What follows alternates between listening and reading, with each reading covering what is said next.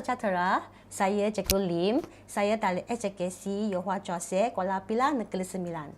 Hari ini saya akan mengajar murid-murid tentang tajuk menyusun kumpulan objek mengikut turutan. Okey, topik yang ni ialah kemahiran 2, konsep nombor. Menyusun kumpulan objek mengikut turutan.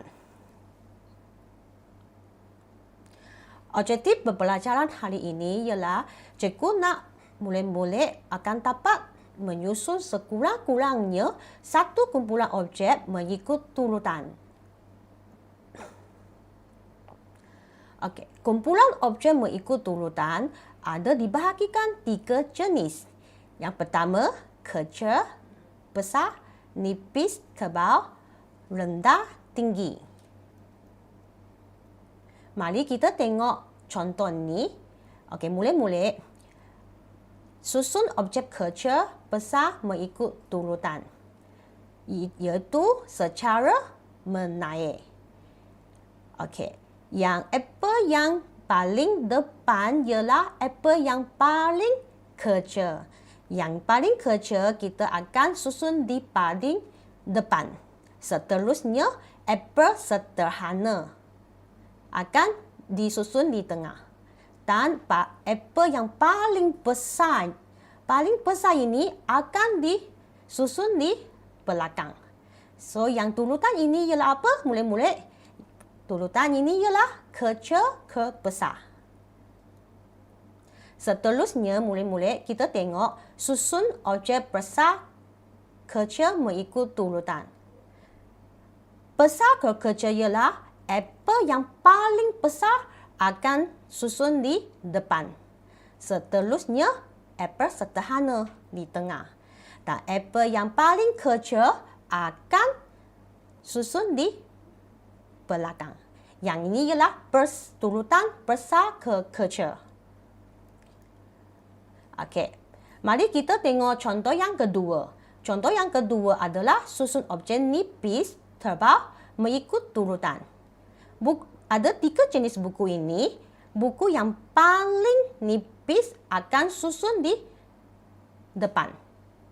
Dan seterusnya, sederhana, tebal dan paling tebal akan susun di belakang. Yang ni ialah turutan secara menaik. Iaitu nipis ke tebal. Contoh yang seterusnya adalah susun objek tebal, nipis mengikut turutan. Tadi ialah nipis ke tebal. Sekarang ialah tebal ke nipis. Iaitu buku yang paling tebal akan susun di depan. Dan seterusnya, sederhana, tebal akan susun di tengah. Dan yang paling nipis akan disusun di belakang. Okey, seterusnya murid-murid, kita akan susun objek rendah, tinggi mengikut turutan. Okey, dalam gambar ini ada 3 jenis pokok. Pokok yang paling rendah, ketinggiannya akan susun di depan. Dan sederhana, tinggi akan di tengah. Dan pokok yang paling tinggi akan susun di belakang. Yang itu ialah pokok dari rendah ke tinggi, iaitu turutan secara menaik. Okey, seterusnya kita tengok ini. Susun objek tinggi rendah mengikut turutan.